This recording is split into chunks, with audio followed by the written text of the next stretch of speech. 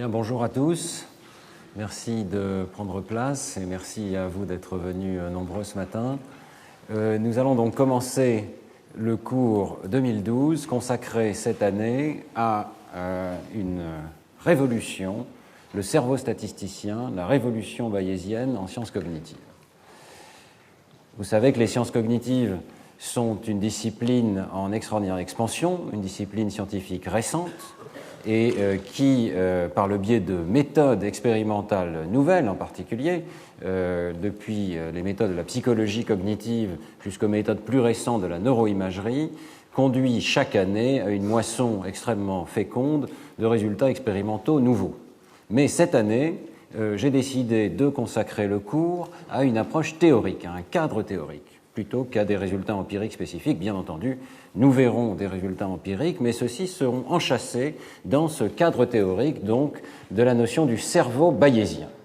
Et j'utilise ce mot « révolution » parce qu'il n'est pas courant, je dirais, dans une discipline scientifique, de voir apparaître aussi soudainement un cadre théorique nouveau qui s'infiltre dans différents domaines de la science et qui, dans chacun de ces domaines, trouve un champ d'application extrêmement fécond. Or, c'est le cas ici, pour cette hypothèse que notre cerveau réalise des inférences statistiques et que ces inférences statistiques peuvent être modélisées, approximées par le cadre des statistiques bayésiennes.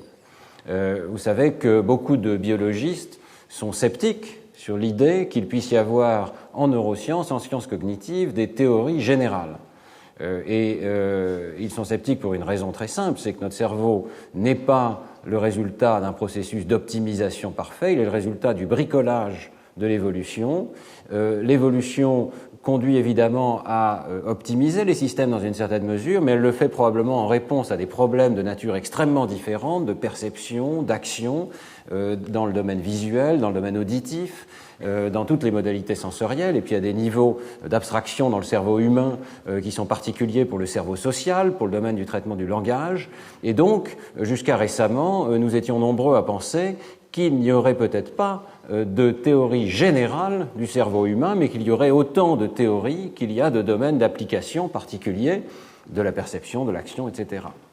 Eh bien, cette idée est en train d'être battue en brèche avec la notion du cerveau statisticien, puisqu'il semble bien ici qu'on ait affaire à un cadre théorique qui puisse s'appliquer de façon extrêmement large et qui conduit à une vision nouvelle de l'architecture même du cortex, qui pourrait avoir une architecture commune. Vous savez qu'il existe une organisation régulière des couches du cortex dans toutes les aires de Brodmann, avec bien entendu une variabilité d'une région à l'autre, mais l'existence même de régularités très générales dans l'architecture du cortex pourrait remonter à cette hypothèse que le cerveau est organisé pour réaliser des inférences statistiques bayésiennes. Et entre les mains de personnes telles que Carl Friston, que nous avions reçu comme professeur invité pour quelques cours il y a maintenant 4 ans, eh bien, cette théorie bayésienne prend un cadre extraordinairement général, elle devient une théorie de la minimisation de l'énergie libre, et on en parlera dans quelques cours, j'essaierai de ne pas trop rentrer dans le détail mathématique, mais nous verrons que cette théorie, effectivement, fournit, avec un recul considérable, toute une série de prédictions qui concernent à la fois la psychologie, la nature des décisions qui sont prises pour nos actions, mais aussi dans notre système perceptif, et l'architecture corticale qui permet ce type de décision. Entre les mains d'autres personnes, telles que Josh Tenenbaum de MIT, dont nous parlerons aujourd'hui, eh bien, cette théorie devient une théorie générale de l'apprentissage. Elle explique comment les enfants font des inductions, et en particulier dans le domaine de l'apprentissage du langage, qui a été un domaine extrêmement controversé. Elle peut expliquer certaines des inductions extraordinairement sophistiquées que semblent réaliser les enfants spontanément lorsqu'ils sont exposés à quelques mots et qu'ils infèrent très rapidement le sens des mots qu'ils entendent. Donc vous voyez un panorama extraordinaire d'applications, et je voudrais mentionner peut-être un troisième chercheur qui joue un rôle important dans cette hypothèse du cerveau bayésien, on pourrait en mentionner beaucoup, mais Alexandre Pouget, nous parlerons de ses travaux, je pense au 4e ou au 5e cours, voit dans la théorie bayésienne une explication de l'organisation des courbes d'accord des neurones dans le cortex et de la raison pour laquelle on peut voir donc des taux de décharge stochastiques, mais accordés à certains paramètres du monde extérieur. Il s'agirait pour les neurones de coder des distributions au sens vraiment statistique du terme, donc des distributions de probabilité, et les neurones seraient organisés pour réaliser des opérations sur ces distributions, telles que le nécessite la théorie bayésienne. Bien, tout ceci est très allusif. Je vais essayer de le rendre beaucoup plus concret en vous présentant tout de suite quelques exemples d'application de la théorie bayésienne, et vous allez voir que ça n'est pas si compliqué que ça. En tout cas, j'essaierai de ne pas présenter trop d'équations, on ne pourra pas y échapper, mais j'essaierai surtout de vous montrer le sens et l'intuition derrière les équations. Alors voici une première application des statistiques bayésiennes en psychologie. Imaginez que vous voyez une urne, et c'est un problème classique en théorie des probabilités. Dans cette urne, il y a des objets, et qu'il y a 3 objets jaunes et un objet bleu. Ils sont en mouvement stochastique. On pourrait imaginer que l'urne est secouée. En tout cas, ça suppose qu'il faut faire appel ici à notre sens des probabilités. Un objet sort de l'urne, et c'est l'objet jaune. Vous n'êtes pas spécialement surpris de cette observation. Maintenant, observons une deuxième urne. Dans cette urne, il y a 3 objets bleus maintenant et un objet jaune. Ces objets se secouent, l'urne disparaît, on ne voit plus son contenu, et sort de l'urne, exactement la même chose qu'auparavant, un objet jaune. Et vous avez compris que dans le cas 1, l'événement était probable, puisque l'objet qui est sorti de l'urne est l'objet qui était le plus nombreux au départ, et dans le deuxième cas, c'est l'objet improbable qui est sorti. Avons-nous une sensibilité à ce type d'observation? Eh bien, je pense que vous avez calculé vous-même qu'un des résultats était plus probable que l'autre. Le résultat extrêmement intéressant, c'est que j'emprunte ces films aux travaux de Luca Bonatti avec sa collègue Teglas, et on voit que ce type d'inférence probabiliste, la capacité de déduire sur la base d'une observation, sans jamais avoir vu les fréquences successives de la sortie de ces objets, cette capacité d'inférer quelle est la probabilité de sortie d'un objet d'une urne est présente chez les enfants de 12 mois. Donc un enfant de 12 mois est capable d'observer une urne et d'anticiper quelle est la probabilité de sortie d'un objet. Alors je consacrerai un cours entier aux applications de la statistique bayésienne au développement chez le très jeune enfant, mais on peut supposer sur la base de ces travaux que le cerveau de l'enfant, dès la naissance, et en tout cas dès la première année de vie, est déjà sensible et déjà capable de calculs probabilistes. Et il y a énormément d'exemples de ce type de recherche. Ici, on voit que les enfants sont capables de faire un calcul en avant, c'est-à-dire connaissant l'urne, ils sont capables d'en déduire la probabilité d'un événement particulier. J'ai oublié de vous dire que la mesure qui permet de le prouver, c'est toujours la mesure du temps de regard, c'est-à-dire que l'enfant regarde plus longtemps les événements improbables par rapport aux événements probables. C'est comme ça qu'on arrive à vérifier que l'enfant fait un calcul probabiliste, qu'il a anticipé sur la situation probable ou improbable. Et les nouveaux résultats de Luca Bonatti nous montreront que le temps de regard est en fait un reflet direct de la probabilité, c'est-à-dire que c'est une variable continue et pas seulement une variable discrète. Il n'y a pas seulement la surprise versus l'absence de surprise, il y a un degré de probabilité qui détermine la surprise de l'enfant. Mais donc ici, il s'agit d'un calcul en avant, partant de l'espace des possibles dans l'urne, on en déduit la probabilité d'un événement particulier, mais il y a aussi des recherches qui montrent que les enfants sont capables de faire l'inférence dans le sens inverse, c'est-à-dire d'inférer le contenu de l'urne à partir des statistiques des événements observés. Et ça, c'est le travail de Fei Shu et ses collaborateurs, publié par exemple dans PNAS en 2008. Je vous montre juste une diapositive, on en reparlera dans quelques cours. Et imaginez que vous voyez un personnage qui amène une boîte dans laquelle on sait, parce qu'on a été habitué auparavant qu'il y a des balles dans la boîte, mais on ne connaît pas leur couleur. Et puis la personne ferme les yeux, elle secoue la boîte, elle prend un objet, elle le sort, c'est une balle rouge. Elle secoue la boîte, elle ferme les yeux, elle prend un objet, elle le sort, c'est à nouveau une balle rouge. Elle fait cela 5 fois, et 4 fois il en sort une balle rouge, une fois il en sort une balle blanche. Vous aurez compris qu'on peut tirer des inférences sur la base de cette observation, et effectivement, lorsque plus tard l'urne est ouverte, eh bien l'enfant n'est pas surpris lorsqu'il voit que l'urne est remplie à majorité de balles rouges et qu'il y a quelques balles blanches, et l'enfant est surpris et regarde plus longtemps lorsqu'il voit que l'urne est remplie de balles blanches et qu'il y a quelques balles rouges. Donc l'enfant est capable de faire les inférences dans les deux sens, et cette inférence que nous venons de voir, tout à fait typique de l'inférence bayésienne, c'est en fait le problème de départ nous le verrons dans un instant, qui a motivé le référent Bayes, l'enfant est capable d'inférer la probabilité abstraite qu'un événement se reproduise, donc le contenu de l'urne, sur la base de quelques observations minimales de tirage de cette urne. Et ici, il s'agit d'enfants de 8 mois. Bien, donc nous faisons constamment, selon la théorie bayésienne, selon la théorie du cerveau bayésien, des inférences probabilistes. Ces inférences sont accessibles à des enfants de quelques mois, et l'hypothèse, c'est donc que notre cerveau contient des mécanismes tout à fait évolués de raisonnement probabiliste. Alors, il ne s'applique pas simplement dans des situations où la théorie des probabilités est le cadre théorique le plus évident, comme c'est le cas ici avec ces problèmes des urnes, mais selon l'idée du cerveau bayésien, nous appliquons en fait des inférences non conscientes, c'est le terme qu'utilisait Helmholtz, dans tous les domaines de la perception et de l'action. Et je vais à nouveau juste vous en donner un exemple pour vous allécher, on en parlera au prochain cours dans le domaine de la perception. Vous regardez cette image qui est devenue classique à la suite des travaux de Ramachandran et vous y voyez 6 sphères, 6 demi-sphères, qui, pour 5 d'entre elles, j'espère que c'est le cas dans votre perception, sont en relief, et puis il y en a une qui est en creux. Je pense qu'on est tous d'accord sur cette perception. Nous partageons tous cette interprétation de ce qui n'est après tout qu'une image sur mon écran d'ordinateur. Bien. Là où les choses se corsent, c'est si je prends cette image et je la fais tourner de 180 degrés. Et l'observation de Ramachandran, c'est que votre perception change radicalement. Et maintenant, il n'y a plus que 5 objets en creux et 1 objet en relief. Je vais revenir en arrière pour que vous puissiez voir. Voilà. Immédiatement, je pense que votre perception a changé, et je fais tourner à nouveau cette image, et vous voyez très bien que la perception change. Vous avez peut-être temporairement de légères ambiguïtés dans votre perception. Et puis ça se stabilise, et là, je pense qu'on est assez vite d'accord qu'il y a 5 creux et une bosse sur cette image.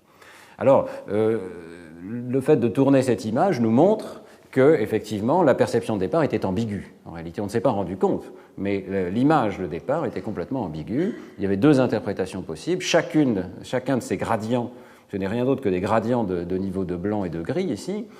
Chacun de ces gradients dans un cercle est compatible avec l'interprétation c'est une bosse ou c'est un creux, et votre cerveau tire des inférences sur la base de ces entrées, essaye d'en déduire quel est l'état extérieur du monde. Et en fait, nous faisons ça en permanence lorsque nous ouvrons nos yeux et que notre cerveau interprète les entrées bidimensionnelles qu'il reçoit sur chaque rétine comme des indications sur un monde extérieur structuré. Eh bien ici, le problème est ambigu, les entrées sont minimales. Alors que fait le cerveau ? Eh bien l'interprétation de ces données, c'est que notre cerveau tire des inférences sur quelque chose qui est totalement caché ici, qui est la source de lumière. Et il y a effectivement une source de lumière en général dans le monde extérieur, c'est le soleil, il vient d'en haut. Et donc notre cerveau, en l'absence d'autres données, utilise l'hypothèse que la lumière vient d'en haut pour en déduire quelle est la forme des objets. Et donc si je reviens à l'image de départ, il est tout à fait clair que si on suppose que la lumière vient d'en haut, alors l'interprétation naturelle de ces gradients, ce sont des demi-sphères pour celles qui ont la lumière vers le haut, et ce sont des creux pour celles qui ont la lumière vers le bas. Et lorsqu'on tourne la scène, eh bien, il est évident que la perception change parce que notre interprétation suit toujours cette hypothèse que la lumière vient d'en haut.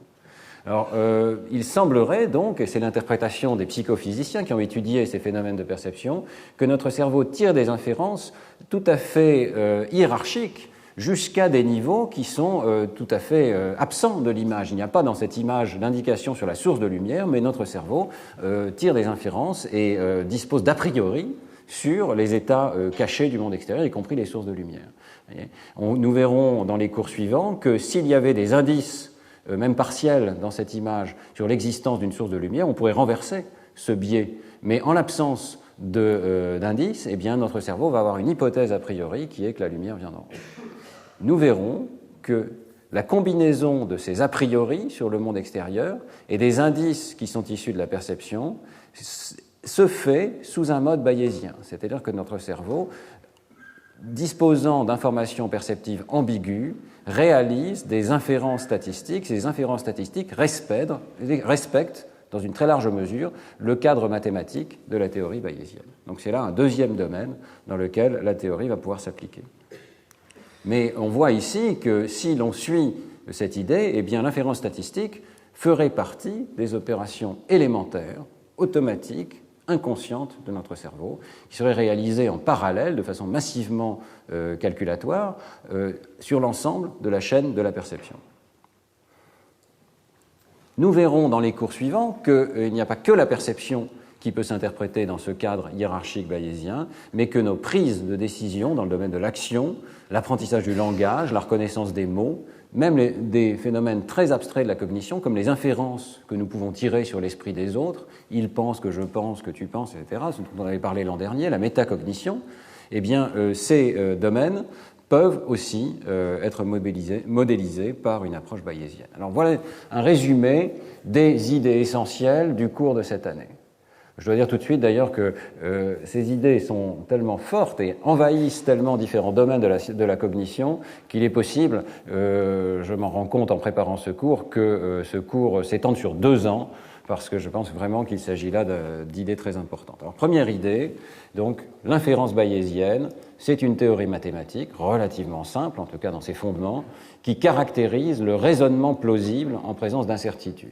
C'est-à-dire qu'à chaque fois qu'il y a des incertitudes dans les entrées, le cadre de la théorie bayésienne est le bon cadre théorique, normatif, pour en tirer des conclusions sur la base d'un raisonnement plausible.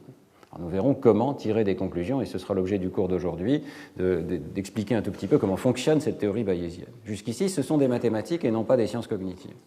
Sauf que, on voit que ce sont des mathématiques qui s'intéressent au mode de raisonnement. Alors deuxièmement, l'inférence bayésienne rend bien compte des processus de perception. Étant donné des entrées ambiguës, notre cerveau en reconstruit l'interprétation la plus probable en utilisant, semble-t-il, des procédures de raisonnement plausible bayésien. Troisième point, nos décisions combinent un calcul bayésien des probabilités sur le monde extérieur, un aspect de sensation, perception, avec une estimation de la valeur probable et des conséquences de nos choix. Et c'est la combinaison probabilité plus estimation de la valeur qui nous permet de prendre des décisions. Quatrième point, l'architecture du cortex pourrait avoir évolué pour réaliser à très grande vitesse, de façon massivement parallèle, des inférences bayésiennes. Et nous verrons quelques-unes des hypothèses qui sont faites actuellement sur la manière dont ce calcul massivement bayésien pourrait s'organiser. Mais nous verrons qu'il y a des conséquences très importantes pour la théorie même du calcul, parce qu'on pourrait atteindre là de nouvelles machines qui réalisent à grande vitesse des inférences qui restent très difficiles à réaliser dans le cadre informatique classique.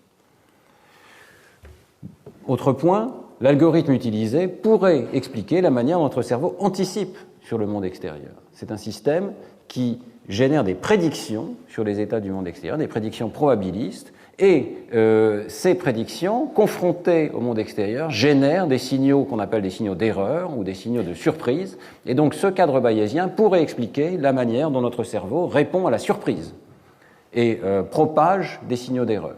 Et nous verrons avec la théorie de Carl Friston, la théorie du codage prédictif, créée par Carl Friston et par bien d'autres collaborateurs avant et après lui, eh bien, nous verrons que cette théorie permet d'expliquer en grand détail la forme des potentiels évoqués, la forme des signaux recueillis au niveau cérébral, en fonction du temps, comme étant des signaux de propagation des erreurs dans le cerveau. Sixième point, qui est un point extrêmement important, cette théorie s'applique de façon essentielle à l'apprentissage et aux nourrissons, au bébé. Le bébé, selon cette théorie, pourrait être doté dès la naissance de compétences pour le raisonnement plausible et pour l'apprentissage bayésien. Des compétences qui combineraient de façon appropriée, quasiment optimale, les a priori issus de notre évolution et les données reçues du monde extérieur. Et de ce point de vue-là, la théorie bayésienne est extrêmement intéressante, je dirais même sur un plan philosophique, parce qu'elle permet d'aborder d'une manière très nouvelle le dilemme classique entre les théories empiristes et les théories nativistes. On a à la fois un algorithme d'apprentissage extrêmement puissant et un endroit bien précis de la théorie, dans les a priori et dans les fonctions de vraisemblance, où situer les données innées dont dispose le bébé.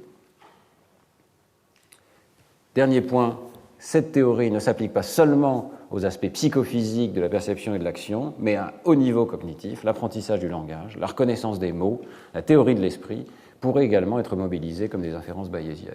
Je prends juste un exemple pour vous donner une idée, la reconnaissance des mots. Nous avons dans notre lexique plusieurs dizaines de milliers de mots potentiels, nous entendons un signal de parole et nous devons décider lequel de ces mots a été présenté.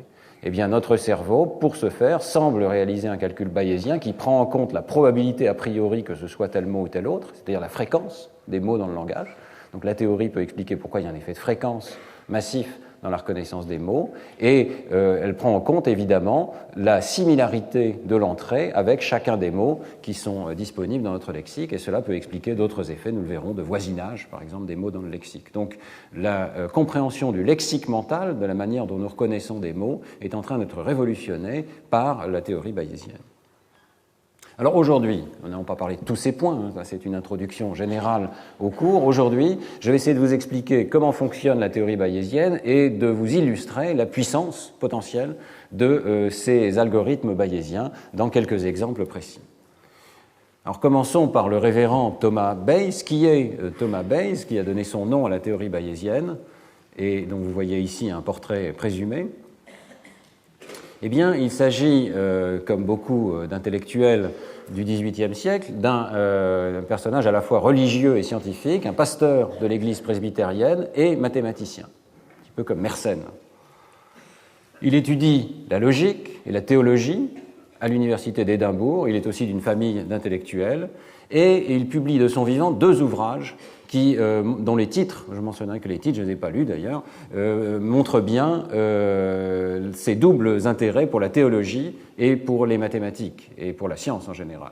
Le premier de ces ouvrages est un ouvrage qui s'appelle « La bienveillance divine » ou une tentative de preuve que la fin première de la providence et du gouvernement divin est le bonheur de ses créatures. On peut discuter cette assertion, la théorie bayésienne ne dit rien là-dessus. Il s'agit, vous voyez, d'une tentative dans l'esprit de Thomas Bayes de résoudre les contradictions fondamentales liées au problème du mal et de l'hypothèse d'une bienveillance divine en présence, autour de nous évidemment, d'un environnement qui semble indifférent. Bon, je ne parlerai pas de ce livre, je m'appuie sur un petit article très intéressant qu'a publié la Royal Society à l'occasion du tricentenaire de la naissance de Bayes, qui était membre de la Royal Society. Alors justement, le deuxième livre de Bayes nous concerne plus directement. C'est un livre qui s'appelle « Une introduction à la doctrine des fluxions et une défense des mathématiciens contre les objections faites à l'auteur de l'analyse ». Il s'agit d'Isaac Newton et de son calcul différentiel qui vient d'être introduit. Et ici, il s'agit d'un ouvrage scientifique qui analyse assez finement, apparemment, les idées de Newton et dont le contenu, par la réputation qu'il donne au révérend Bayes, conduit à son élection à la Royal Society le 4 novembre 1742. Il y a un tout petit peu de débat, apparemment, parmi les historiens pour savoir si c'est vraiment cet ouvrage ou d'autres contributions mathématiques de Bayes, puisqu'il a également fait d'autres contributions en mathématiques, qui auraient conduit à son élection. Toujours est-il qu'il est élu en 1742, et en fait, on a peu de traces de son activité scientifique jusqu'à sa mort, mais après la mort de Bayes, en 1761, eh bien, son ami Richard Price retrouve dans ses papiers un document qu'il juge extrêmement intéressant. Il s'agit d'un essai sur la manière de résoudre un problème dans la doctrine des risques. Et il juge ce document tellement intéressant qu'il le présente 2 années plus tard à la Royal Society. Il sera publié par les actes de la Royal Society et c'est le premier article qui applique la fameuse règle de Bayes, et c'est cet article qui conduira à attribuer à Bayes cette règle de Bayes. Alors, on peut expliquer en quelques secondes de quoi il s'agit. On savait à l'époque, c'était le début de la théorie des probabilités, avec de Moivre notamment, et on savait résoudre des problèmes directs, c'est-à-dire ceux qu'on traite au lycée. Étant donné une urne avec tant de balles blanches, tant de balles noires, quelle est la probabilité de tirer Q balles noires? Ce type de problème en marche avant. On connaît l'état du monde, on en déduit les probabilités. Le problème que résout Bayes concerne l'inversion de ce raisonnement. Et on va voir que c'est tout à fait typique du raisonnement bayésien de remonter aux causes cachées des états du monde. Il s'agit de résoudre le problème suivant. Étant donné un tirage, que peut-on dire sur le contenu de l'urne? Vous voyez, c'est le problème que résolvaient tout à l'heure les bébés de 8 mois dans l'expérience de Fei-Shu. Autrement dit, quelle est la probabilité des tirages suivants, étant donné que j'ai fait un certain nombre de tirages, quelle est la probabilité des tirages suivants? Comment mettre à jour ma représentation de cette probabilité? Alors, il faut quand même noter que cette règle de Bayes, d'abord, on va voir qu'elle est extrêmement simple dans sa version tout à fait générale. Elle n'est rien d'autre que la règle du produit en théorie des probabilités lorsqu'on a affaire à des événements indépendants. Cette règle particulière était déjà connue de Bernoulli et de Moivre, et on peut dire aussi, il semble que les historiens s'accordent là-dessus, que Bayes n'en a pas vu toute la généralité. Il l'applique dans un cas particulier, mais il semblerait que la personne qui en voit le premier toute la généralité, c'est le marquis de Laplace, en 1774, dans son livre bien connu sur la théorie des probabilités, et donc on attribue à Bayes, d'un point de vue historique, une règle dont la généralité ne sera vue que bien plus tard. Alors de quoi s'agit-il, ce fameux raisonnement probabiliste? Eh bien, je m'appuierai ici sur un livre que je trouve extrêmement agréable à lire, qui est un livre de James, qui s'appelle Probability Theory, The Logic of Science. Vous voyez, le titre même dit quelque chose d'extrêmement fort, c'est-à-dire que cette théorie bayésienne est l'extension naturelle de la logique telle que nous la connaissons, et c'est la logique que les scientifiques doivent appliquer lorsqu'ils font des inférences. On va voir à quel point, dans la théorie bayésienne récente, on peut effectivement modéliser des inférences scientifiques sur la base de la théorie bayésienne. Alors, il faut repartir sur ce que c'est que la logique elle-même, vous savez qu'on parle de logique booléenne, avec des valeurs de vérité, vrai ou faux. Ça remonte à un livre de 1854 qui s'appelle « Les investigations des lois de la pensée ». Intéressant de voir que la logique est fondée sur une enquête sur ce que peuvent être les lois de la pensée logique. George Boole, donc, publie cet ouvrage et introduit cette notion d'une logique binaire, que je pense que nous connaissons tous, qui obéit sur des valeurs discrètes, vraies ou faux, et qui rend compte des syllogismes, qui sont évidemment connus depuis Aristote, depuis l'Antiquité. Par exemple, l'exemple le plus simple possible, si je vous donne une prémisse, si A est vrai, alors B est vrai, eh bien, la logique booléenne permet de tirer des déductions certaines. J'observe que A est vrai, si je suppose la prémisse « si A est vrai, alors B est vrai », et bien entendu que je peux conclure que B est vrai. De façon moins triviale, le syllogisme fonctionne aussi en marche arrière. Si j'observe que B est faux, je peux en conclure avec certitude que A est faux. Si A était vrai, alors B serait vrai. Si B est faux, alors A est faux. Et bon, nous sommes tous familiers avec ces opérations de la logique traditionnelle, avec des valeurs de vérité vraies ou faux, mais de nombreux observateurs ont noté que cette logique classique, en tout ou rien, exclut ce qu'on peut appeler avec Polya, un grand mathématicien, des modes de raisonnement plausibles. Par exemple, si j'observe que A est faux, donc je vous rappelle la prémisse, si A est vrai, alors B est vrai. J'observe que A est faux. D'après la logique classique, je ne peux absolument rien conclure. On ne peut rien conclure. Mais il nous semble pourtant, quand on y réfléchit, que B devient moins plausible. Bon, la logique classique ne dit rien là-dessus. Prenons un exemple. S'il pleut, je prends mon parapluie. Bon, s'il ne pleut pas, la logique classique ne dit rien du tout sur ce que je peux conclure. Alors, il me semble que s'il ne pleut pas, c'est naturel de penser que je ne vais pas prendre mon parapluie. Inversement, dans le sens inverse, j'observe que B est vrai, à nouveau, il me semble que A devient plus plausible, parce que B est une des conséquences possibles de A, pourtant la logique classique, A est une des prémisses qui peuvent conduire à observer B, donc si j'observe B, A semble devenir plus probable, et pourtant la logique classique dit je ne peux rien conclure du tout. Bien. Donc, il semble pourtant que nous utilisions ce type de raisonnement dans nos réflexions dans la vie quotidienne. Je vais utiliser un exemple extrêmement simple. Mon fils Olivier tousse, quelqu'un tousse. 3 hypothèses. Il peut avoir la grippe, il peut avoir un cancer du poumon, il peut avoir une gastro-entérite. Bon. Eh bien, je pense que sans réfléchir, mais on ne se rend pas compte que, bien entendu, nous avons réfléchi derrière nos conclusions, nous voyons immédiatement que l'hypothèse la plus probable, c'est qu'il a la grippe, peut-être. Bon, j'espère que ce n'est pas trop grave. Comment tirons-nous ce type de raisonnement? Absolument pas par des règles logiques certaines, ce ne sont que des raisonnements probabilistes ou des raisonnements plausibles. Nous allons voir dans une seconde que la théorie bayésienne permet de tirer ce genre de raisonnement.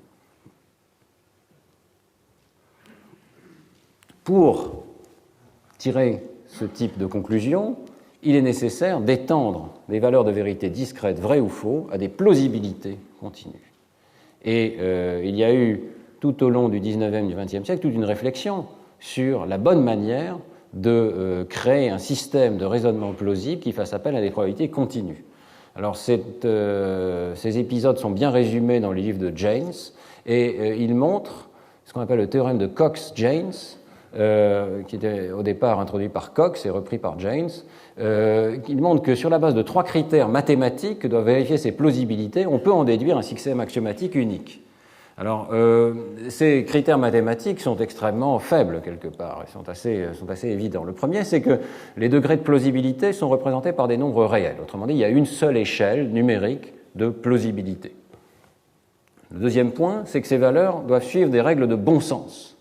Et ici, on ne peut que reprendre le mot de Laplace lui-même, selon lequel la théorie des probabilités n'est rien d'autre que le bon sens réduit au calcul. Il s'agit de réduire à un calcul les opérations que nous considérons de bon sens et qui conduisent à un raisonnement plausible. Alors, quels sont ces postulats ? Eh bien, le premier postulat, c'est la cohérence ou la non-contradiction du système de plausibilité. C'est-à-dire que si on a plusieurs manières, par des raisonnements, d'arriver au même résultat, toutes ces manières doivent parvenir à la même valeur de plausibilité. Il ne doit pas y avoir de contradiction dans le système. Deuxième postulat d'honnêteté, aucune des données disponibles ne doit être ignorée. Donc le système doit utiliser l'ensemble des données disponibles. Troisièmement, postulat de reproductibilité, des états de connaissance équivalents doivent avoir le même degré de plausibilité. Vous voyez que ce sont des postulats tout à fait minimaux. Eh bien, dans ces conditions, le théorème de Cox-Jaynes montre que les règles suffisent à définir, à une fonction monotone près, des règles mathématiques universelles pour la plausibilité P. Autrement dit, nous sommes contraints. Si ce sont les bonnes manières de raisonner sur la plausibilité, eh bien, il y a une seule solution mathématique possible, à une fonction monotone près. Donc, voilà, il y a un système monotone de plausibilité, et il se trouve que les règles de combinaison des plausibilités sont en fait, toujours à une fonction monotone près, les règles habituelles de la probabilité. Nous allons les voir dans un instant. Donc, on peut en conclure que si l'évolution du cerveau a conduit à des règles cohérentes de manipulation de la plausibilité, alors ces règles doivent approximer les règles standards de la probabilité. Mais vous voyez qu'il y a un point très important ici, c'est que ces probabilités ne sont pas seulement interprétées comme les fréquences d'événements du monde extérieur, la possibilité de sortir une balle d'une urne plutôt qu'une autre, ce qu'on appelle le point de vue fréquentiste en probabilité, mais elles sont interprétées comme des mesures de la connaissance subjective, c'est-à-dire la plausibilité d'une interprétation par rapport à une autre, étant donné les données cognitives dont nous disposons. Donc, il n'y a plus aucune référence dans la théorie de la plausibilité telle que le voit Jaynes à la notion des fréquences dans le monde extérieur. Il s'agit simplement de savoir ce qu'on peut déduire en termes de plausibilité des connaissances dont nous disposons dans le monde extérieur. Alors, quelles sont ces règles fondamentales de la plausibilité ? Il y en a plusieurs. Je vous dis, elles reproduisent celles de la probabilité classique, donc elles sont tout à fait banales. La première règle, c'est qu'on peut attribuer une plausibilité nulle, conventionnellement, à une réflexion, un postulat, une prémisse qui serait fausse. Donc, ce qui est faux est représenté par une plausibilité nulle. Ce qui est vrai, strictement vrai, peut être représenté par une plausibilité de 1.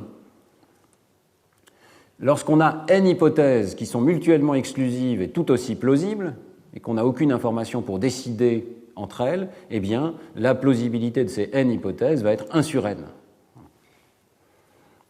La plausibilité du contraire d'une proposition, donc la plausibilité de non-x, où x est une proposition, est 1 moins la plausibilité de x. Vous voyez que ce sont des propositions banales de la théorie des probabilités.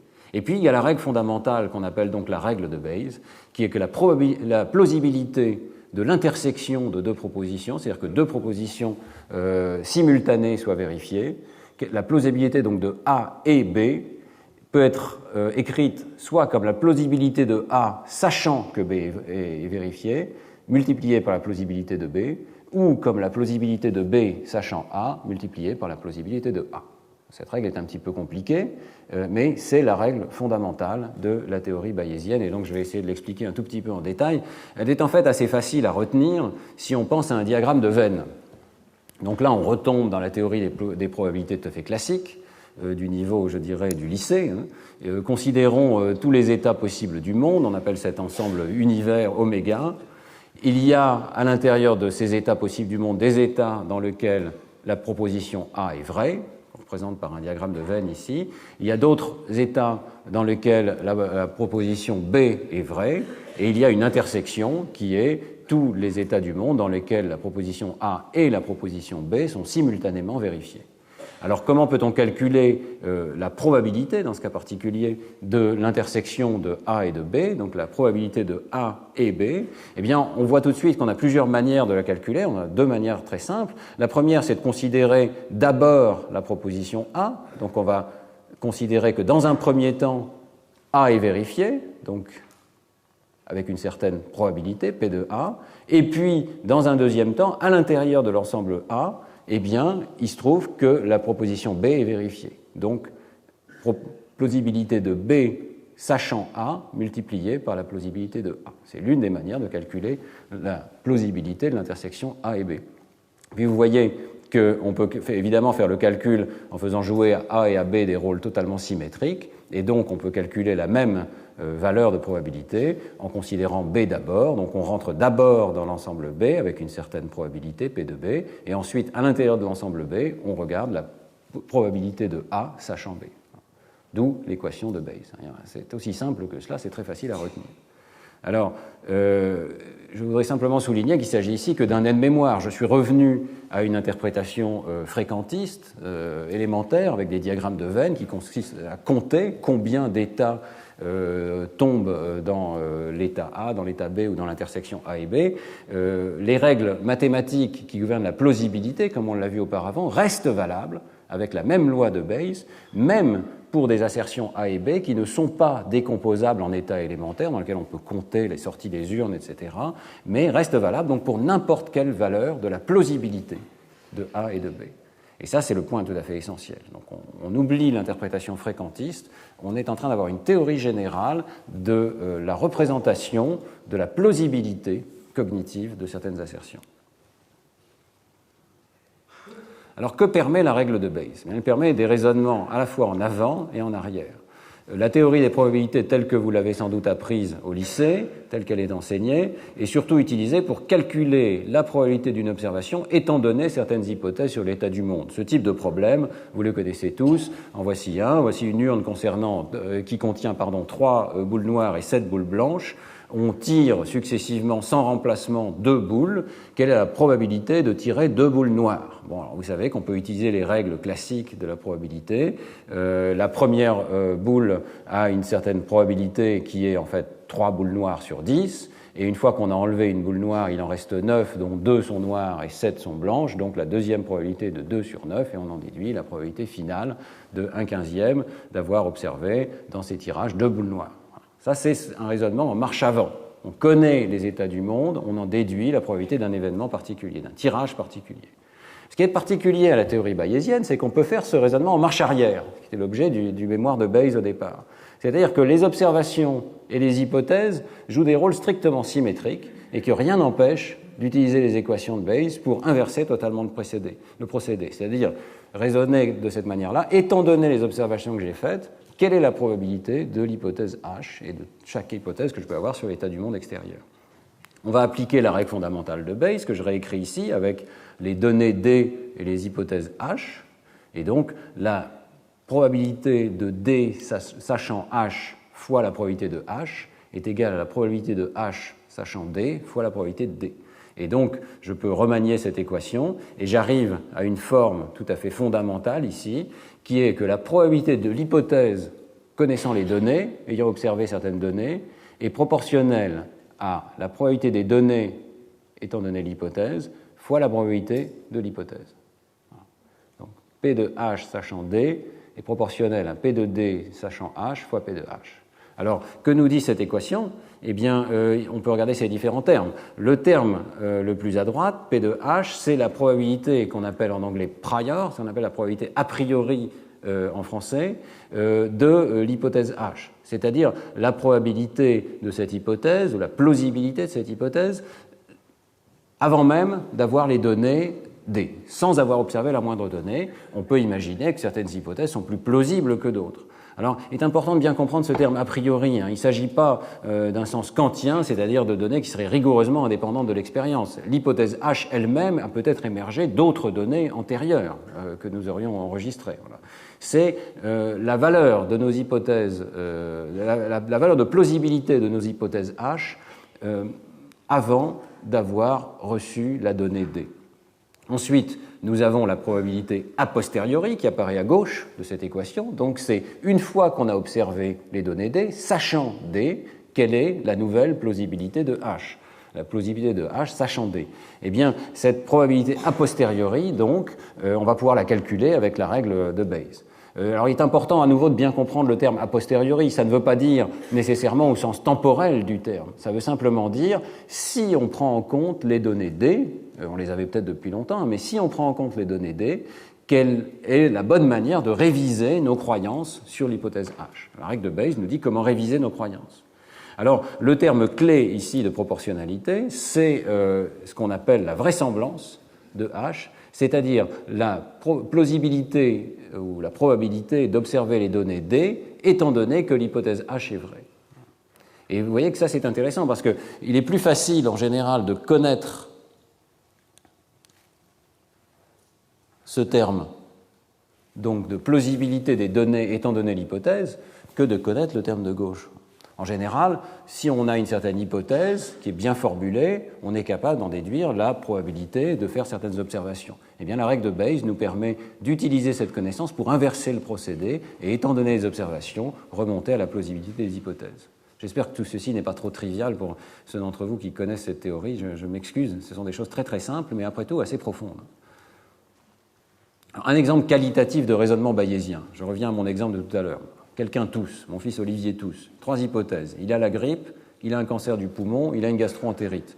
Comment fonctionne la théorie bayésienne sur cet exemple élémentaire? Pour la grippe, la probabilité a priori est élevée. Ce n'est pas rare d'avoir la grippe en cette saison.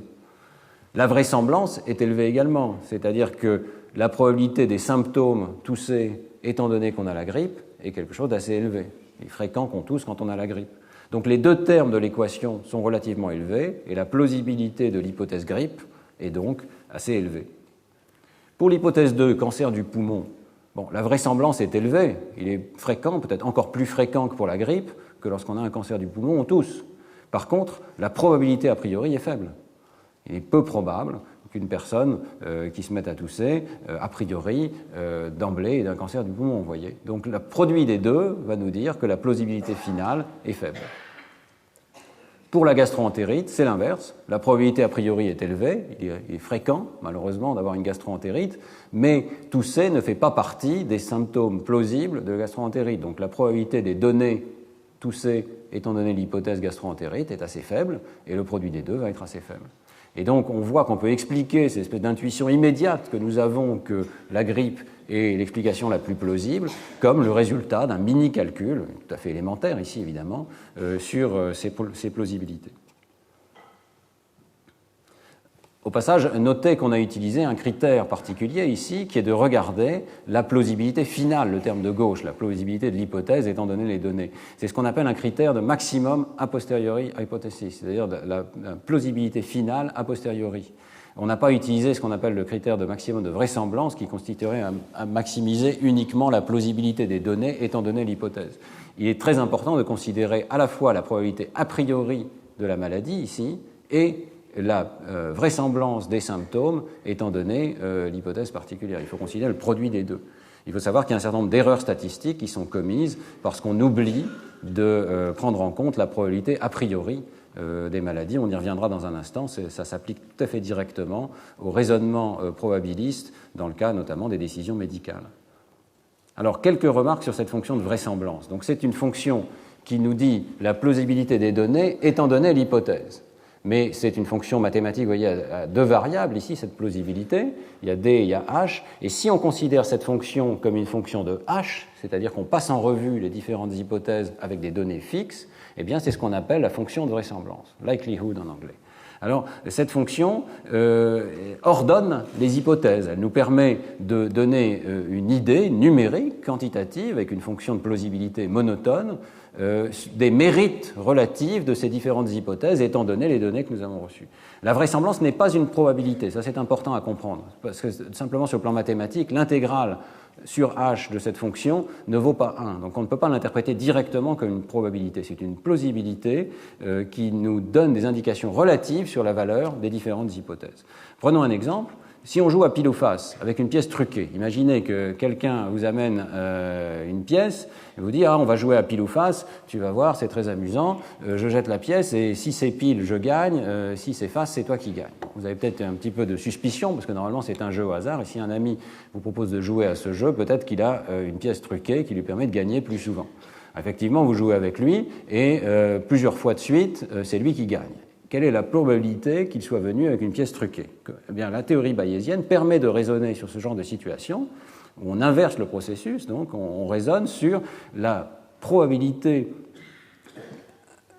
la plausibilité qu'une hypothèse soit juste, étant donné les observations qu'on a pu faire. Vous voyez ici un diagramme extrêmement simple qui nous montre comment après 2 tirages, où j'ai observé 2 fois pile, je peux réviser la distribution de plausibilité que l'hypothèse, la probabilité à une certaine valeur, qui est ici sur l'axe des x,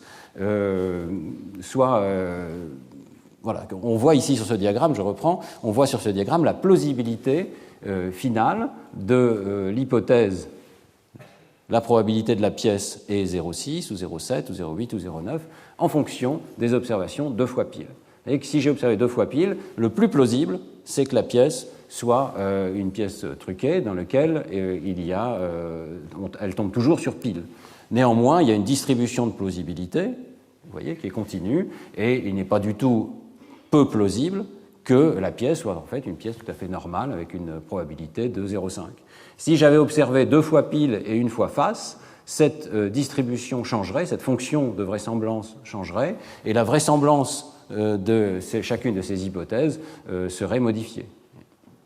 Donc la fonction de vraisemblance est une fonction extrêmement importante dans ce rayonnement bayésien, dans la mesure où elle va nous permettre de dire où se trouve le pic de vraisemblance pour chacune de nos hypothèses. Et l'hypothèse que la pièce est une probabilité de 0,66% ici, est l'hypothèse la plus plausible après avoir observé 2 fois pile et 1 fois face. Mais d'autres hypothèses restent tout à fait plausibles, et notamment celle que ce soit une pièce totalement non truquée. Donc la théorie de Bayes va nous permettre de réviser progressivement ces vraisemblances sur les hypothèses du monde extérieur. Alors, on peut considérer ici ce qu'on appelle le facteur de Bayes. J'introduis tout un vocabulaire qui est nécessaire pour pouvoir parler de ces raisonnements. Le facteur de Bayes est ce qui sépare 2 hypothèses sur le plan de la vraisemblance. C'est le rapport de leur vraisemblance. La vraisemblance, donc la plausibilité d'avoir observé les données étant donné que le modèle 1 est vrai, et la plausibilité d'avoir observé les données étant donné que le modèle 2 est vrai. Alors, le rapport de ces 2 plausibilités nous donne donc le rapport de ces 2 vraisemblances nous donne une idée de leur mérite respectif. Et en fait, c'est souvent le logarithme de cette valeur. On passe très souvent au logarithme parce que vous voyez que ça va transformer les divisions et les produits en somme, ce qui va être beaucoup plus simple, est une mesure beaucoup plus intelligible. Et parfois, on utilise également cette mesure qui est le log de P sur 1 moins P, qu'on va appeler l'évidence. C'est l'évidence en faveur d'une hypothèse par rapport à toutes les autres. Donc log de P sur 1 moins P. En anglais, weight of evidence, ou dans la terminologie de Turing, on verra que Turing a joué un rôle intéressant dans cette affaire, eh bien, ce qu'on appelle log odds. Voilà. Donc ça quantifie la valeur de vraisemblance d'une hypothèse par rapport à toutes les autres hypothèses alternatives, d'où le 1 moins P. Voilà. Alors, ce rapport, ou ce log, eh bien, ont des interprétations qu'on peut appeler psychologiques, directes, et Harold Jeffreys, qui est l'un des pionniers de ce raisonnement bayésien, propose une sorte d'échelle. Alors c'est totalement subjectif, les vraies valeurs sont évidemment numériques, mais ici vous avez les ratios, donc les facteurs de Bayes, le ratio de ces 2 vraisemblances pour l'hypothèse 1, pour le modèle 1 et pour le modèle 2. Vous avez ici la valeur correspondante en logarithmes décimaux et la valeur en logarithme binaire, qui est donc en bits. Vous voyez qu'on peut considérer que, bien entendu, si le rapport est inférieur à 1, donc le logarithme est négatif, Eh bien, en fait, non seulement on n'a pas d'évidence en faveur du modèle 1, mais c'est le modèle 2 qui est supporté. Si le rapport est supérieur à 1, mais reste petit, disons entre 1 et 3, à ce moment-là, on a un petit peu d'évidence, mais là, Jeffreys nous dit c'est à peine la peine de le mentionner en faveur de l'hypothèse 1, et progressivement, à mesure que ce ratio s'élève, donc la vraisemblance des données devient de plus en plus grande dans un modèle par rapport à l'autre, le ratio s'élève, et bien on voit qu'on peut tirer des conclusions de plus en plus fortes, très fortes, décisives, en faveur d'un modèle par rapport à un autre. L'échelle logarithmique décimale est intéressante ici. Ce qui est présenté, ce sont ce qu'on appelle des décibannes, et non pas des décibels, mais évidemment c'est très proche, c'est-à-dire c'est 10 fois le logarithme décimal du rapport. Alors 10 fois le logarithme décimal, c'est une échelle donc en décibannes qui a été définie pour la première fois par Turing et ses collègues pendant la guerre. Vous savez que Turing travaillait sur le décryptage de la machine Enigma, et pour décrypter la machine Enigma, il a inventé un algorithme bayésien séquentiel qui permettait d'accumuler les informations fournies par des messages successifs. Il avait trouvé une astuce qui permettait d'avoir de l'information probabiliste sur les messages issus de la machine Enigma, et il a montré comment on pouvait accumuler toutes ces informations successives avec une règle bayésienne très simple. Et alors, les cartes perforées venaient de la ville de Banbury, à côté de Bletchley Park, où ils travaillaient, et donc ils ont appelé ça des bannes pour la ville de Banbury. Le ban, c'est donc une unité d'un facteur 10 d'augmentation de ce rapport, de ce facteur de Bayes, et le déciban, c'est donc un dixième de cette valeur. Et l'intérêt du déciban, c'est qu'il s'est proposé, sans preuve particulière, mais comme étant peut-être proche de la plus petite valeur d'évidence que l'on peut percevoir sur le plan humain. C'est-à-dire, c'est une petite quantité d'évidence qui commence à nous dire qu'il y a un modèle qui est privilégié par rapport à un autre. Un dixième de Ban, donc un dixième d'évolution sur cette échelle logarithmique du rapport du facteur de Bayes. Voilà. Vous voyez qu'on commence à avoir une idée très quantitative, un modèle très particulier de la manière dont le raisonnement se met en place, et on a même une échelle de mesure de la plausibilité d'un modèle par rapport à un autre et de la vraisemblance. Alors, une autre propriété extrêmement intéressante des équations de Bayes, c'est qu'elle inclut de façon automatique, en tout cas c'est ce qui est proposé par les défenseurs du raisonnement bayésien, le rasoir d'Occam. Donc, d'où ce titre un petit peu cryptique, la méthode de Bayes automatise le rasoir d'Occam. Alors de quoi s'agit-il? Le rasoir d'Occam est une règle de raisonnement, un principe de raisonnement qu'on attribue à Guillaume d'Occam, qui en fait est énoncé depuis l'Antiquité par de nombreux philosophes. On le résume de différentes manières. La phrase d'Occam, celle qui est vraiment attestée, c'est « une pluralité ne doit pas être posée sans nécessité ». Alors souvent on lui attribue une autre phrase, mais qu'apparemment on ne trouve pas dans ses écrits. Les entités ne doivent pas être multipliées au-delà du nécessaire. Et ce qu'on veut dire, c'est toutes choses égales par ailleurs, les explications les plus simples doivent être préférées aux plus complexes. Un principe de raisonnement qui paraît tout à fait évident.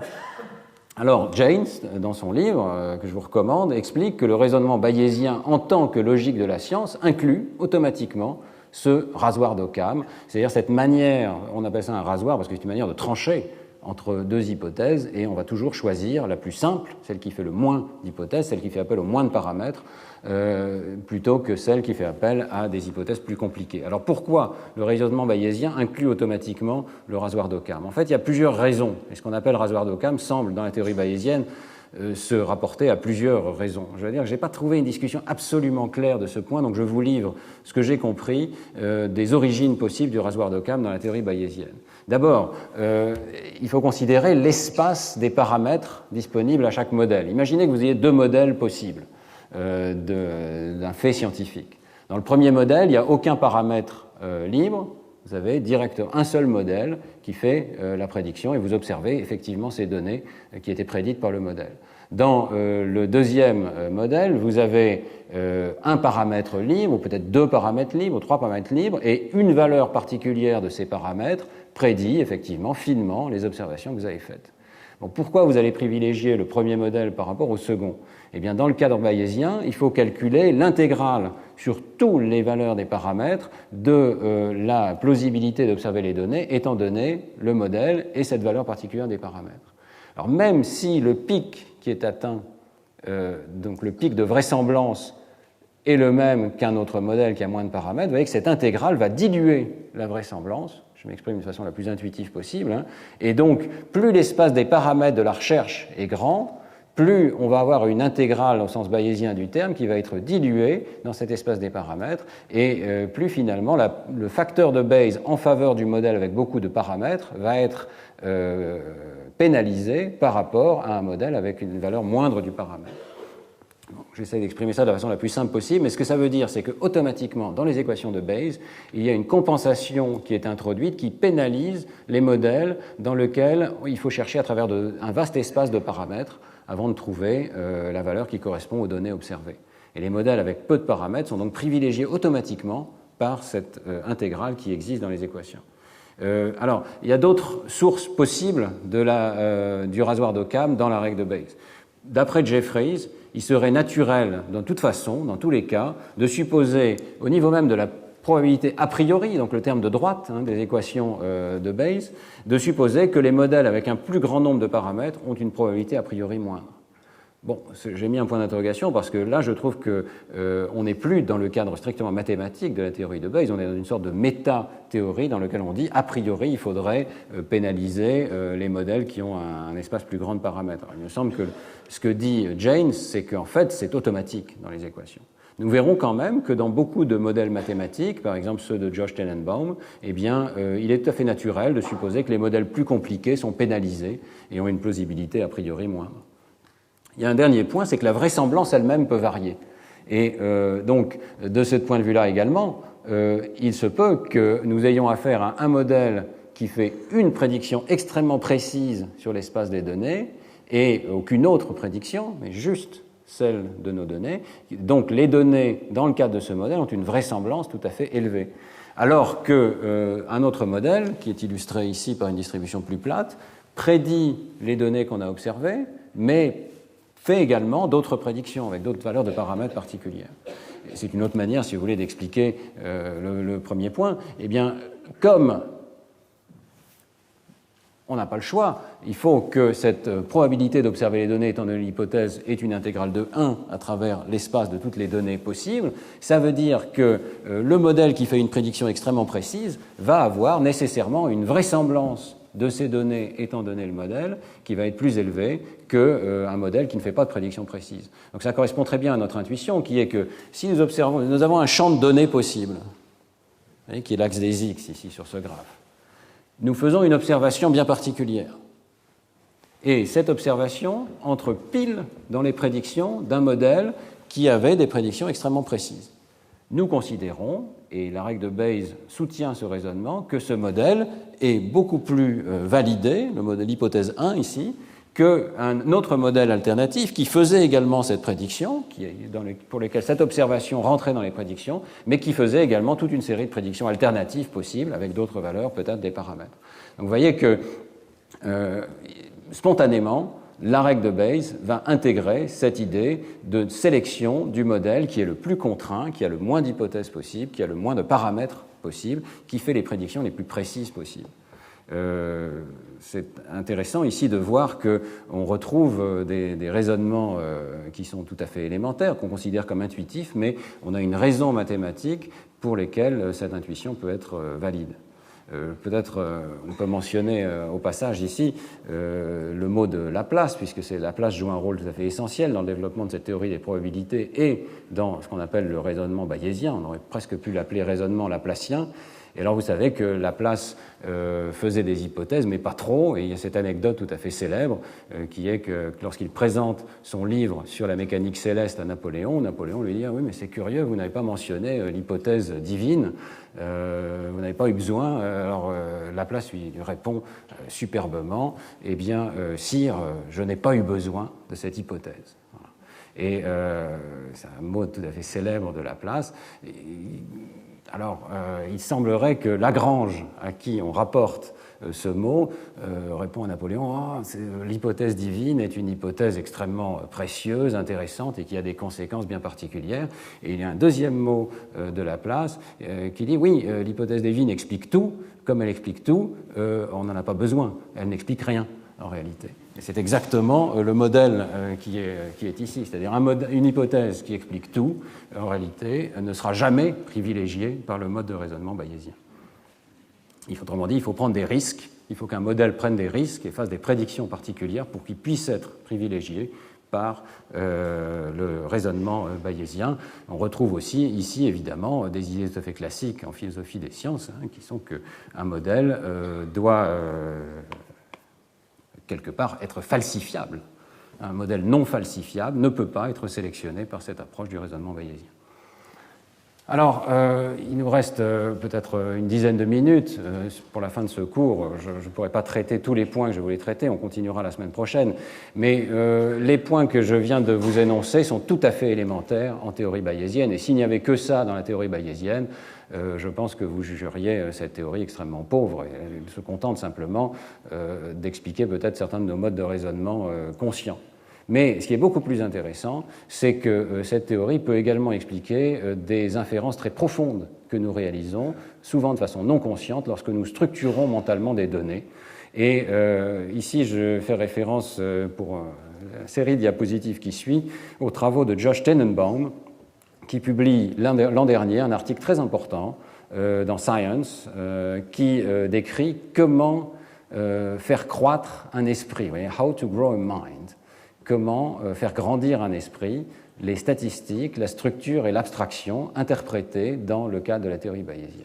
Il se propose de résoudre un problème extrêmement général qui est celui-ci, je cite Josh Tenenbaum, « Pour les scientifiques intéressés par la manière dont les humains parviennent à comprendre le monde, le principal défi est le suivant. Comment nos esprits parviennent-ils à inférer autant à partir de si peu ?» C'est vrai, c'est un problème fondamental, si fondamental qu'il a été qualifié de scandale de l'induction, discuté par Bertrand Roussel et par bien d'autres philosophes, notamment Peirce. Je pense que nos collègues ici au Collège de France discutent quotidiennement en philosophie de ce type de discussion. Comment est-ce que nous faisons pour réaliser des inférences inductives qui semblent aller parfois bien au-delà des données observables ? Il paraît évident que les enfants et les adultes n'ont pas assez de données pour tirer les inférences qu'ils font. Par exemple, je cite à nouveau Josh Tenenbaum, je trouve que c'est une observation assez juste, nous savons parfaitement en statistique, c'est martelé dans nos esprits de scientifiques, que corrélation n'est pas causation. C'est-à-dire qu'on ne peut pas inférer de la simple corrélation entre deux variables expérimentales qu'il y a une cause, que l'une est la cause de l'autre. Pourtant, quotidiennement, nous inférons sur des relations causales entre les événements du monde extérieur sur la base de quelques données qui sont souvent très faibles et qui ne suffiraient même pas, d'après Josh Tenenbaum, à calculer une corrélation. Et c'est vrai, dans certaines expériences, les enfants tirent des inférences causales sur la base de quelques observations en nombre tout à fait insuffisant pour calculer un coefficient de corrélation. Autre exemple, c'est l'apprentissage du langage, et le philosophe Quine a mentionné ce paradoxe qui fait que l'on est capable d'apprendre du vocabulaire. Lorsque, ici, une mère montre à son enfant un lapin, elle lui dit « ça c'est un lapin », le problème que Quine pose, c'est comment l'enfant peut-il savoir que le mot « lapin » se réfère à l'objet « lapin ». C'est un problème d'induction phénoménal parce que, en fait, il y a simplement une corrélation entre des états du monde extérieur et le fait que la mère énonce le mot lapin. Comment l'enfant sait-il que le mot lapin ne réfère effectivement à cet animal que nous aimons bien et ne réfère pas, par exemple, à une partie du corps de l'animal, peut-être les oreilles, ou bien réfère peut-être au type de mouvement qui est fait par l'animal, ou bien réfère à toute cette catégorie d'animaux, peut-être les mammifères dans leur ensemble. Comment faisons-nous pour apprendre le mot mammifère alors que nous apprenons aussi le mot lapin ? Et le problème de Quine considérable consiste à dire qu'il y a un espace d'hypothèses essentiellement infini. Pourquoi est-ce que le mot lapin ne réfère pas à un lapin maintenant, mais à un autre objet demain ? Si on considère l'espace des hypothèses à considérer, il est potentiellement infini, et pourtant, en quelques observations, les enfants vont inférer quel est le sens du mot lapin. C'est un argument très similaire dans le domaine de la syntaxe et de la grammaire proposé par Chomsky, qui nous dit qu'il y a une pauvreté du stimulus, c'est-à-dire que vous n'observez pas suffisamment de phrases de la grammaire pour inférer ce qui semble pourtant être inféré par l'enfant lorsqu'il fait des règles de surgénéralisation.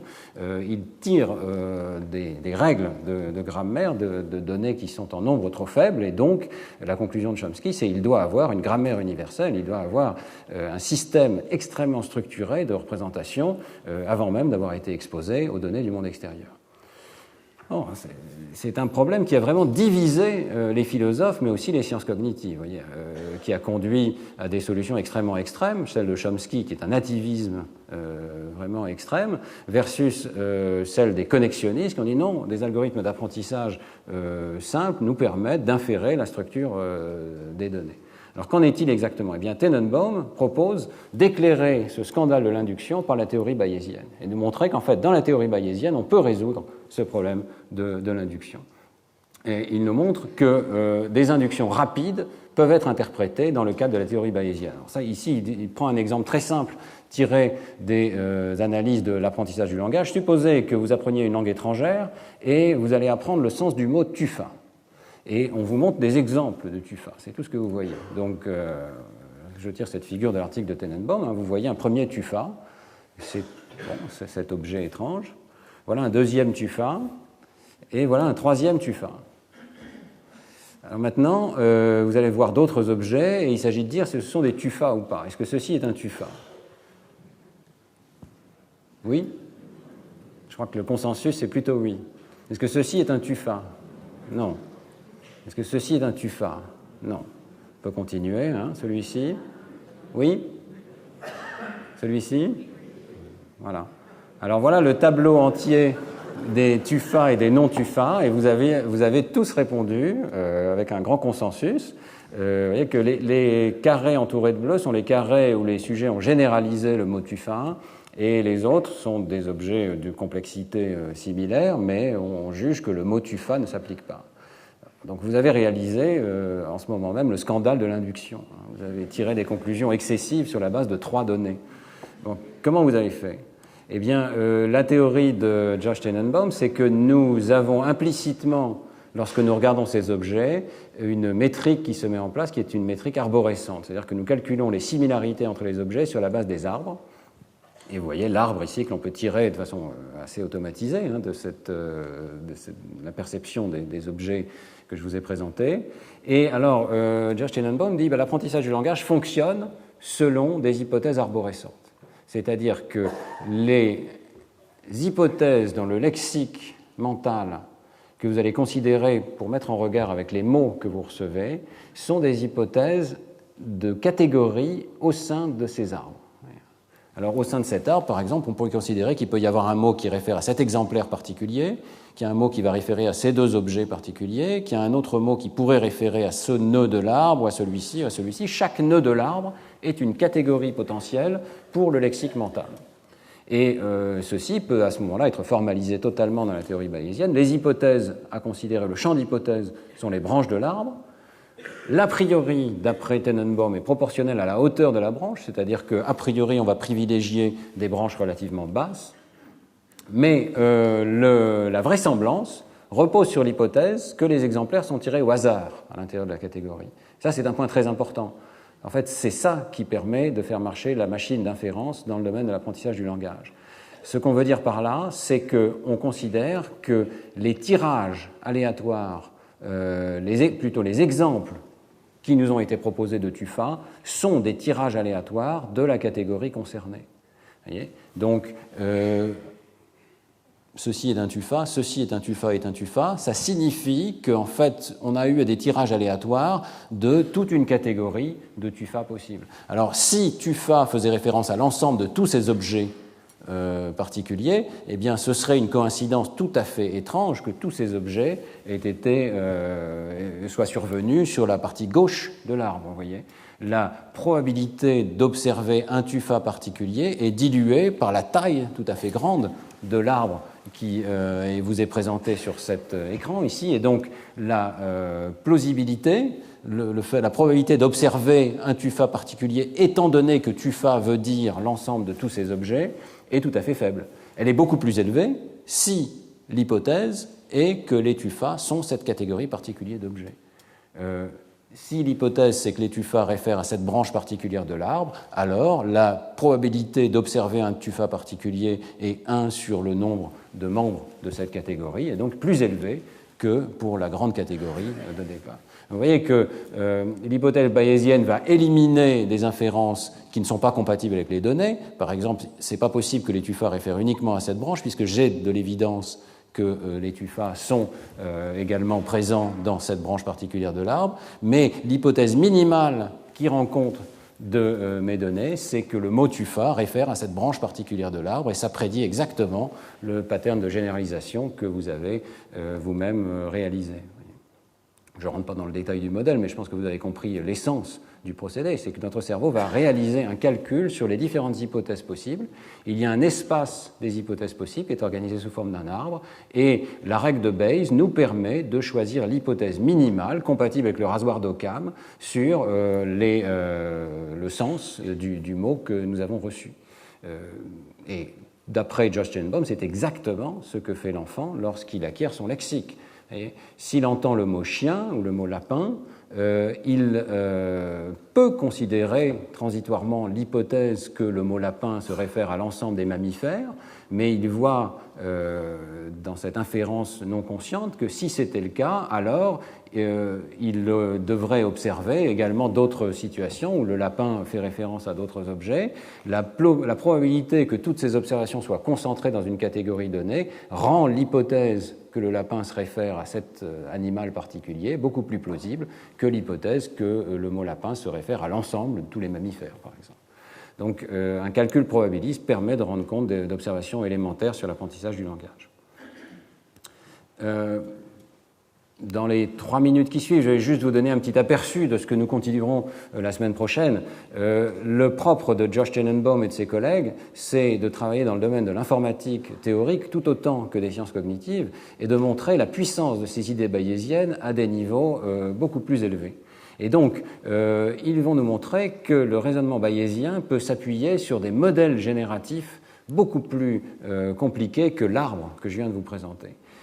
Il considère donc que nous devons sélectionner parmi des hypothèses théoriques pour rendre compte des données des structures hiérarchiques abstraites, probabilistes, qui constituent donc des classes entières d'hypothèses sur la manière dont les exemples que nous observons ont pu être engendrés.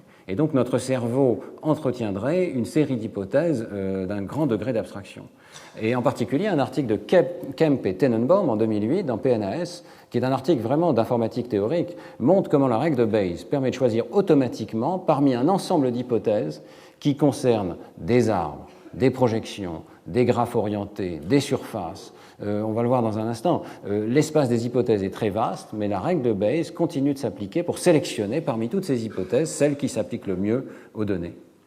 Donc, il considère que c'est une avancée importante dans le domaine même des statistiques. Vous voyez, lorsque nous disposons d'observations, et ici, l'observation qui lui sert d'exemple, c'est une observation sur les traits particuliers des animaux. Donc, vous avez les animaux en horizontal, et pour chacun de ces animaux, vous avez un certain nombre de traits. Par exemple, il respire dans l'air, ou bien c'est un animal marin, il mange, il est végétarien, c'est un prédateur, etc. Ce sont les données. Eh bien, dans l'approche classique, on dispose d'un certain nombre d'outils statistiques de différentes sortes pour traiter ces données. On va pouvoir appliquer des algorithmes de classification, des algorithmes de disposition de ces données dans un espace, par exemple ici à 2 dimensions, multidimensional scaling, analyse en composantes principales, voilà. Mais on ne sait pas choisir dans l'approche statistique traditionnelle lequel de ces modèles est le plus approprié. Ce que nous proposent Tenenbaum et leurs collaborateurs, c'est une approche systématique pour choisir quel est le bon modèle qui s'applique aux données, sur la base donc d'une situation hiérarchique dans laquelle, au plus haut niveau, on doit choisir quelle est la forme générale de la théorie. Au niveau intermédiaire, on doit choisir quel est l'arbre particulier qui rend compte de nos données sur la base donc, et prédisant les données, la matrice détaillée de données observées. Je vais juste vous donner un aperçu parce qu'il est temps de conclure ce cours, mais nous verrons dans le cours de la semaine prochaine que sur la base donc, de cette matrice de similarité entre les animaux, la similarité entre les traits particuliers des animaux, eh bien, l'algorithme de Kemp et Tenenbaum est capable de reconstituer l'idée même que c'est un arbre qui s'applique aux données sur les animaux, Donc la découverte de l'inné, qui n'est pas quelque chose de trivial du tout. Vous savez que dans l'histoire des sciences, on a longtemps pensé à la grande chaîne du vivant, c'est-à-dire un modèle linéaire du vivant.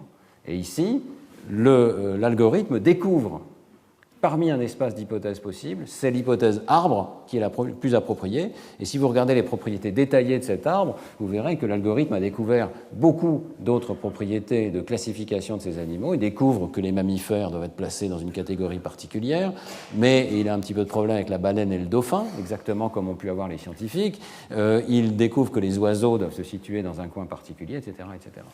Et donc, j'insiste sur le fait que ce sont maintenant des modèles informatiques qui nous permettent de rendre compte dans une large mesure du type d'induction que font les scientifiques lorsqu'ils cherchent la meilleure théorie, la meilleure forme de représentation des données. Il ne s'agit pas encore tout à fait d'un scientifique automatisé, mais il s'agit quand même d'une étape assez remarquable, la découverte de structures cachées dans les données. Et donc, je vous donne rendez-vous à la semaine prochaine où nous décrirons comment ce modèle informatique fonctionne brièvement, en quelques minutes. Je ne rentrerai pas dans un détail mathématique élevé, mais surtout nous verrons comment il peut rendre compte de la manière dont l'apprentissage du lexique fonctionne chez l'enfant, comment l'enfant structure les données du monde extérieur. Et vous voyez que c'est un petit peu le rêve de Piaget qui est réalisé ici, c'est-à-dire un système automatisé, explicite, un algorithme qui permet de rendre compte des structures logiques, mentales, que l'enfant va